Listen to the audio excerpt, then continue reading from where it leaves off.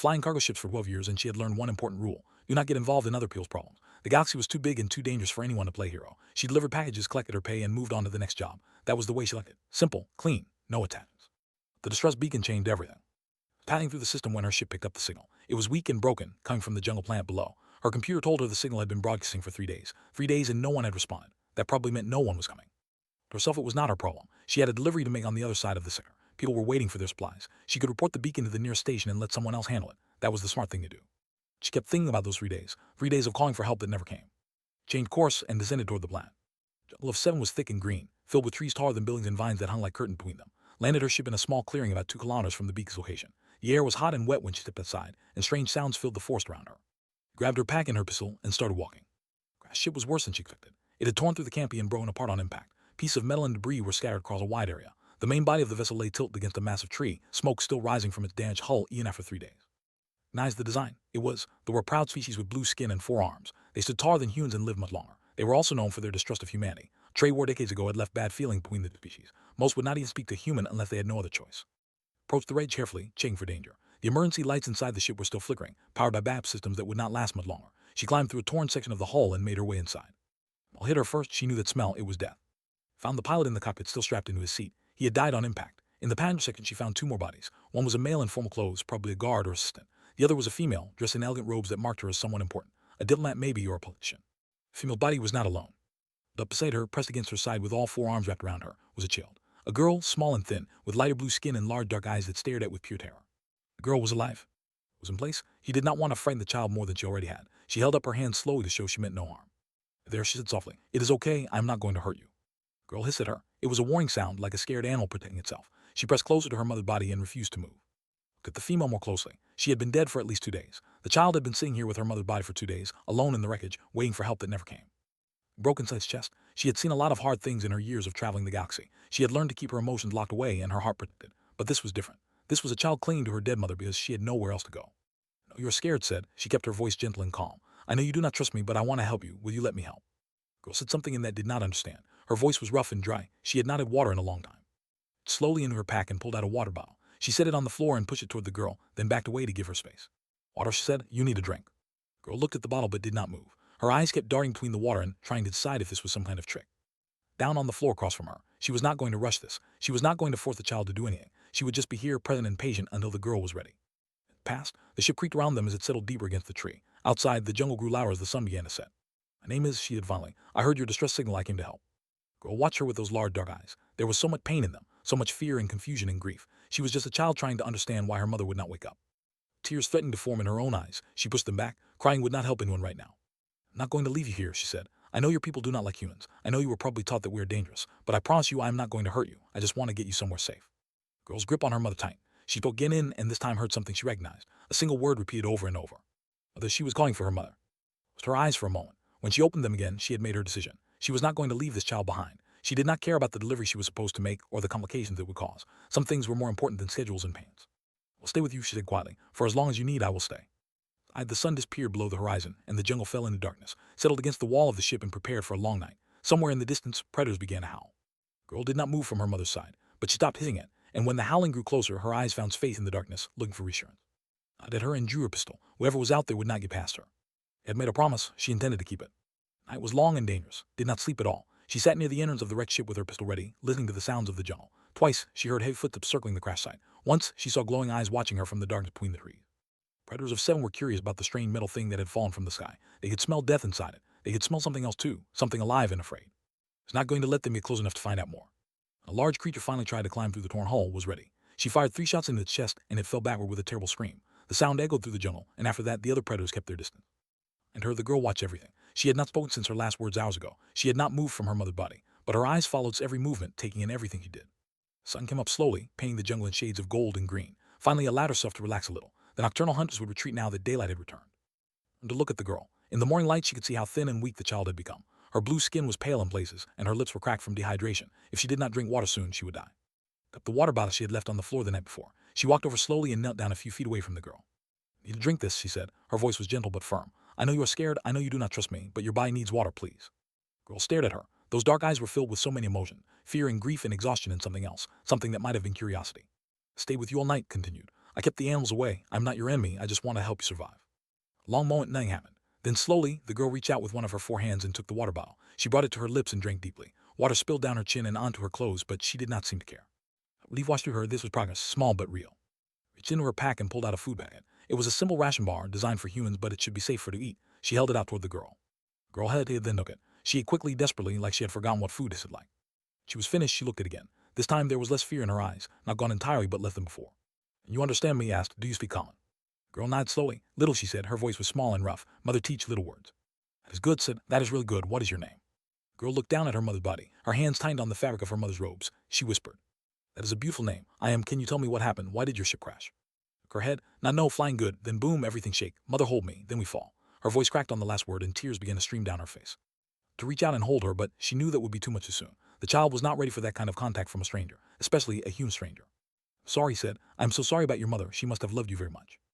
The tears kept falling. She protect me. When we crashed, she protect me with her body. That why I not hurt. She looked up at with anguish in her eyes. Why she not wake up? I try, she not wake up. Her own eyes burning. She blinked hard to keep the tears back. Sometimes people get hurt so badly that they cannot wake up again. It is not fair. It is the most unfair thing in the universe, but it happens, and I am sorry it happened to your mother. With her head and cried. Her whole body shook with the force of her grief. Stayed where she was, giving the child space to feel what she needed to feel. For a while, the crying slowed. Wiped her face with the back of her hand and looked at it again. Say human bad, she said quietly. She say humans lie and hurt, she say never trust. I understand. A lot of feel that way about humans, and some humans have done bad things. That is true, but not all of us. Some of us just want to help. I asked, why you help me? You not know me. It was a simple question, but it hit hard. Why was she helping? She could have walked away. She could have reported the crash and let someone else deal with it. That was what the old would have done. The who did not get involved. The who kept her heart locked away. Something had changed when she saw this child holding onto her mother's body. Something had cracked open inside her. Because you needed help, she said finally, and I was here. That is reason enough. Her face for a long time. She seemed to be searching for something. Deception maybe. Signs that was lying or hiding her true intention. Whatever she was looking for, she did not find it. Stay, said. All night you stay and protect. I said, and I will keep staying until you are safe. Back at her mother, her hand reached out and touched cold cheek. I not want to leave her. She alone if I leave. No, said softly. But we cannot stay here. This place is not safe. There are animals that want to hurt us, and my ship is far away. We need to walk there. Walk, looked alarmed, through the jungle with the animals. I'll protect you, said. Just like I did last night, I will not let anything hurt you. But we have to go soon. Can you trust me enough to try? Girl was silent for a very long time. Outside, birds were singing in the trees. The jungle was coming alive around them. He nodded. It was small and uncertain, but it was a yes. Okay, she whispered, I try. I'll at her. It was the first real smile she had given in a very long time. You, she said, we will get through this together, I promise. Held out her hand, looked at it for a moment. Then slowly she reached out with one of her own hands and took it. Her grip was weak and shaky, but it was there. It was a beginning. Did not leave right away. Stood at the entrance of the wrecked ship and looked back at her mother's body. Her face was filled with pain that no child should ever have to feel. Leave her like this, said. Her voice was barely above a whisper. Have rights, things we do when someone die. If we not do them, the spirit get lost. Mother's spirit get lost forever. Her heart ached. She knew nothing about customs or beliefs. She had spent her whole life avoiding connections with others, and that meant she had never learned about the cultures around her. Now she wished she had paid more attention. I do not know your rights, she admitted, but if you teach me, I will help you do them. We can do them together. Looked up at her with surprise. You do that for my mother, but she, you human. It does not matter, said. She was your mother. She deserves to be honored properly. Will you teach me? Eyes filled with tears again, but this time they seemed different. There was gratitude mixed with the grief. She nodded slowly. Take time, she said. Maybe 1 hour. Is that okay? That is okay, said. We will take the time we need. Went back inside the ship, guided through the process step by step. First, they straightened the body and arranged her arms in a sick pattern across her chest. Then found a small pouch in her mother's belongings and removed several items. A smooth stone, a dried flower, a piece of fabric with symbols stitched into it. Each item carefully around her mother's body while speaking words in. Did not understand the words, but she could feel their weight. They were words of love and loss and goodbye. And asked to repeat certain phrases, she did her best. Her pronunciation was terrible, and she stumbled over sounds that human throats were not designed to make, but did not laugh at her or correct her harshly. She just nodded and continued. Final step was the most difficult, had to say goodbye. Knelt beside her mother and pressed her forehead against. She spoke in for several minutes, her voice breaking again and again. Stood nearby with her head bowed, giving the child privacy while still being present. Finally stood up, she seemed different, lighter in some ways, heavier in others. The grief was still there, but it had changed shape. It was not the wild, desperate grief of before. It was something quieter now, something she could carry. You said to, you not have to do this, but you did, I remember always. Shout and gently touched shoulder. The girl did not flinch away. I am honored you let me help. Your mother raised a brave daughter. She would be proud of you. And just small, said smile. Then she turned toward the entrance of the ship. We go now. Yes, said we go now. Journey through the jungle was slow and difficult. Had to walk carefully, watching for dangers on all sides while also making sure it could keep up. The girl was weak from her days without food and water. She stumbled often and had to rest frequently. She never complained, not once. She just pushed forward with determination that surprised. As they walked, they talked, told about her life. Her mother had been a diplomat working to bring peace between rival factions in the government. She had traveled often and always went with her. Say I heard good luck charms, said. She said nothing bad happened when I with her. Words hung in the air between them. Did not know what to say. This trip supposed to be special, continued. Mother going to meet important people, sign important papers, make peace happen. She looked up at with confusion in her eyes. Why ship crash? Everything was good. Then it just crashed. Wondering the same thing. She had seen the wreckage. She was not an expert, but something about the damage pattern seemed wrong. It looked less like a malfunction and more like something else. Something deliberate. Do not know, she said carefully, but we will find out. When we get to safety, people will investigate. Stopped to rest beside a stream, refilled their water bottles while sat on a rock and rubbed her tired legs. The jungle was quieter during the day, but stayed alert. There were still dangers out there. Said suddenly, you have family. Question caught off guard. She thought about it for a moment before answering. No, not really. My parents died when I was young. I have been on my own for a long time. At a sad said, everyone need family. Maybe said, I never thought much about it. I get used to being alone. Her head the way children did when they were thinking hard. But being alone is lonely. How you stand it? Not have a good answer. She had spent so many years building walls around herself, telling herself that she did not need anyone. But sitting here in the jungle with this small, brave girl, those walls felt thinner than they used to be. Busy, she said finally. I work, I travel. I keep moving so I do not have time to feel lonely. Slowly, mother said running from feelings just make them chase you harder. It had a surprised laugh. Your mother was a wise woman. He was agreed. I miss her so much. Sat in silence for a while, listening to the stream and the sounds of the forest. Found herself feeling something she had not felt in years. Connection. This strange little girl had somehow gotten past her defenses without even trying. Should keep moving, said eventually. We still have a long way to go. Stood up and held out her hand. This time, she did not wait for it to offer. She just reached out and took it like it was the most natural thing in the world. Walked together through the jungle, hand in hand. Two strangers from different species, brought together by tragedy and held together by something that was starting to feel like trust. At night, they made camp under the roots of a giant tree, built a small fire to keep the animals away and sat with her back against the trunk, curled up beside her, closer than she had been before. Said sleepily, thank you for staying with me. Down at the child and felt something warm spread through her chest. Thank you for letting me stay. Closed her eyes. Within minutes, she was asleep. Awake, watching the fire and listening to the jungle. She had a child to protect now, a child who was counting on her. She would not let her down. The second day of their journey, noticed they were being followed. Did not say anything to it first. She did not want to frighten the child, but she kept her eyes open and her hand near her pistol as they walked through the dense jungle. Signs were small but clear. Broken branches that she had not broken. Footprints that were too large to belong to little animals. The sound of movement behind them that stopped when they stopped. Someone was tracking them, and whoever it was, they were good at it. Mind raced through the possibilities. Rescue teams would have called out to them by now. They would not hide in the shadows. These were not rescuers. Thought about the crashed ship. She thought about what had told her. A diplomatic mission, peace negotiations, important papers to sign. If the crash was not an accident, what if someone had wanted to stop from reaching her destination? That would explain why no rescue came. That would explain why the distress beacon was damaged. Now those same people might be coming to finish the job. Said quietly, I need you to do exactly what I say. Can you do that? Looked up at her with wide eyes. She was smart enough to hear the tension in his voice. What wrong? Someone is following us. I do not know who they are or what they want, but I need you to stay close to me and be ready to run if I need you to. Fear returned to his face. Her hands started to shake. They come to hurt us. Do not know, said honestly, but I am not going to let anyone hurt you. I promise, remember, I keep my promises. Moved faster now, pushing through the thick vegetation as quickly as they could. Led them toward a rocky area where the ground was harder and footprints would be less visible. She was trying to lose their pursuers, but she knew it might not work. Attack came without warning. Figure dropped from the trees ahead of them. It was a male, tall and muscular, with darker blue skin and cold eyes. He wore black clothing that blended with the shadows, and he held a weapon that hummed with energy. Right there, human, he said in perfect calm. His voice was flat and empty of emotion. He was behind her and drew her pistol. Who are you? What do you want? Smiled, but there was no warmth in it. I want you to step away from the child. She's coming with me. Like hell she is, said. More figures emerged from the jungle on either side. Another male and a female. They were armed too, and they moved to surround it. Cannot win this fight, the leader said. There are 3 of us and 1 of you. The smart thing would be to walk away. This does not concern you. Her pistol aimed at his chest. A child concerns me. What do you want with her? It's a loose end. Her mother was supposed to die in that crash, and she did. The girl was supposed to die too, but somehow she survived. His eyes narrowed. We are here to correct that mistake. Without a small cry of fear, and pressed closer to his back. Sabotage the ship said, you killed everyone on board. Did what was necessary, the leader replied. Was going to ruin everything. Her peace agreement would have destroyed years of work. She had to be stopped. And now her daughter has to be stopped too. She knows too much. She could identify us. The child said, she does not know anything about your politics or your schemes. She just wants to go home. The leader shrugged. It does not matter. Orders are orders. Now move aside, human. This is not your fight. Finger tightened on the trigger. Her heart was pounding, but her hands were steady. You are wrong. The moment you threatened this child, it became my fight. Foolish, the leader said. You would die for an alien child. She is not even your species. Why do you care? About that question. She thought about all the years she had spent alone, avoiding connections, keeping people at a distance. She thought about the walls she had built around her heart and how easily it slipped through them. She does not matter, she said. When a child is in danger, you protect them. That is what decent people do. Maybe you have forgotten what that means. Leader laughed. It was a harsh, ugly sound. Humans always so sentimental, it will be your death. He raised his weapon. Moved it. Fired twice at the leader, forcing him to dive for cover. Then she grabbed his hand and ran, pulling the child toward a cluster of boulders nearby. Enemy bolts flew past them, burning the air and leaving scorch marks on the trees. Reached the boulders and ducked behind them. Was crying, her whole body trembling with terror. Held her close with one arm while keeping her pistol ready with the other. I need you to be brave, whispered. Just a little longer, can you do that for me? Through her tears, I try. Assassins were circling around, trying to flank them. Could hear their footsteps in the underbrush. She had made 10 shots left in her pistol. She needed to make them count. First one came from the left, spun and fired, catching him in the shoulder. He went down with a scream. Second came from the right, was not fast enough. The enemy bolt grazed her side and pain exploded through her body. She gasped and stumbled but did not fall. Fired back, Her shot hit the female assassin in the leg and she collapsed. That left the leader. Appeared from behind a tree, his weapon aimed directly at. Enough games. Move aside or I shoot her right now. Bleeding, her vision was starting to blur, but she stepped in front of anyway, blocking her with her body. You will have to go through me first. Leader's face twisted with frustration. Why? Why do you care so much about this alien child? What is she to you? Looked at him with steady eyes. She's a child who needs protecting. That is enough. Raised her pistol and fired. The shot took him in the chest. He fell backward and did not get up. To her knees, the pain from her wound was overwhelming now. Blood was soaking through her shirt. Rushed to her side. You hurt, you bleeding. No, man, say, I'm okay, I just need a minute. You're not okay, I see blood. Hands were moving, pressing against the wound. Mother, teach me some healing, I try help. Strips from her own clothing and pressed them against the side. Her movements were quick and sure, driven by fear, but guided by knowledge her mother had given her. The child worked to save her life, and she felt tears running down her face for the first time in years. Thank you, she whispered. Looked up at her with fierce determination. You saved me. Now I save you. We together, we protect each other. And a weak smile. Yeah, we do.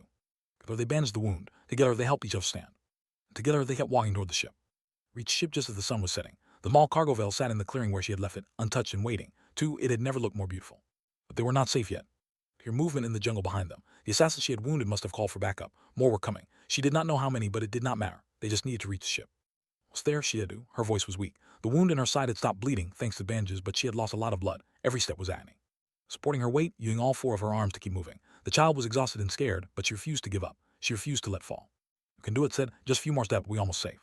Stumbled across the clearing together, fumbled with the ship's controls, her fingers shaking as she entered the access code. The door slid open, and they practically fell inside. Strap in, said. She dragged herself to the pilot's seat and started the launch sequence. Her vision was blurring again, and her hands would not stop trembling. The cockpit window, she saw figures emerging from the tree line, more in black. They were running toward the ship, weapons raised. Hold on, said. Pushed the engines to full power. The ship lurched upward and the force pressed them back into their seats. Energy bolts streaked past the cockpit, but none of them hit. They were climbing too fast. In seconds, they were above the jungle. Within minutes, they were above the atmosphere. The blue-green curve of 7 fell away beneath them, and they were surrounded by the black emptiness of space. Without a sob of relief, we made it, we actually made it. Lumped in her seat, she wanted to celebrate, but she could barely keep her eyes open. The adrenaline was fatting, and the pain was taking over. Not done yet, she managed to say. Need to call for help, need to tell people what happened. Reached for the communicating controls and activated an emergency broadcast. Her voice was barely above a whisper, but she forced the words out. This is pilot of cargo vessel Wanderer. I am transmitting evidence of a conspiracy. Diplomat was assassinated. Her ship was sabotaged. Assassins attempted to kill her surviving daughter, requesting immediate assistance, sending coordinates now. Transmitted everything she knew, the location of the crash, the description of the assassin, everything had told her about her mother's mission. Then you collapsed. She woke up, she was in a metal bay. White walls surrounded her. Machines beeped softly nearby. The pain in her side had faded to a dull ache. Turned her head and saw sitting in a chair beside her bed. The child was asleep, her head resting on the edge of the mattress, one of her hands clutching. Smiled and let herself rest. She learned what had happened. Her broadcast had been received by a military vessel. They had escorted her ship to a space station, where medical teams had treated her injuries. An investigation had been launched immediately. The conspiracy went deeper than anyone had expected. A political faction opposed to peace had arranged the assassination. They had paid the assassins and covered up the sabotage. But now, thanks to this evidence and testimony, they were being exposed. For hiring officials were arrested. The peace agreement that had died for her was signed in her honor. Her sacrifice had not been in vain. Days after arriving at the station, was strong enough to walk. She was in her room, gathering her belongings and preparing to leave, when there was a knock at the door. It was accompanied by an older female. The woman was tall and dignified, with silver streaks in her dark blue hair. Her eyes were sharp but not unkind. The woman said, I am his grandmother. Nope, she had known the moment would come. Family would take her back and would return to her solitary life. It was the right thing, the expected thing. It still hurt more than she had anticipated. Glad to meet you, said. Is an amazing child, you should be proud of her. Am said, and I am grateful for what you did. You risked your life to save her. You fought assassins and nearly died protecting a child who was not even your species. Why? About her answer, she remembered what she had told the assassin in the jungle, but this time she had more to say. She needed help, because no child should die alone and scared, because it was the right thing to do. She paused. And because somewhere along the way I started to care about her. Not as a duty or an obligation, I just care. Looked at her face for a long moment, then something in her expression softened. Stopped talking about you since you woke up, said. He says you performed death rites for her mother. She says you held her hand through the jungle and fought off monsters to keep her safe. She says you are the bravest person she has ever met. Felt her cheeks flush. I just did what anyone would do. I said firmly, you did what very few would do. Most people would have walked away, you did not. Forward, she was holding something in her hands, a small object wrapped in cloth. This is for you, she said. It is a bonding token, give to family, people who are connected forever. Unwrapped the cloth and revealed a smooth stone with enriched symbols carved into it. It was beautiful and clear precious. Begin, I cannot accept this, I am not family. Or said, her voice was firm. You are my family now, you saved me, you stayed with me, you kept your promise. Her eyes filled with tears. Please take it, please be my family. To the stone, then at, the grandmother nodded slowly. These are not built only by blood, said. They are built by choice and by love, has chosen you. If you accept, you will always have a place with us. The stone, it was warm in her hand as if it carried some of spirit inside it. Accept, she said, her voice cracked on the words. I would be honored to be your family. Her arms around her, all four of them, and hugged her tight, hugged her back, and for the first time in years she felt like she belonged somewhere. Watched them with something that might have been a smile. There's another matter to discuss. We'll be traveling with me on diplomatic mission. She will need a guardian during those journeys, someone to protect her and teach her about other cultures. She met eyes. I would like that guardian to be you.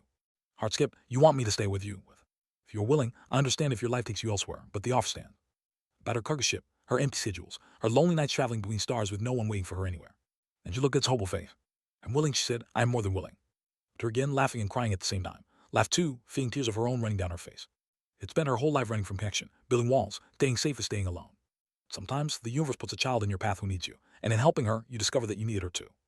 Knight walked through the station with beside her. The child held her hand like it was the most natural thing in the world, and maybe it was.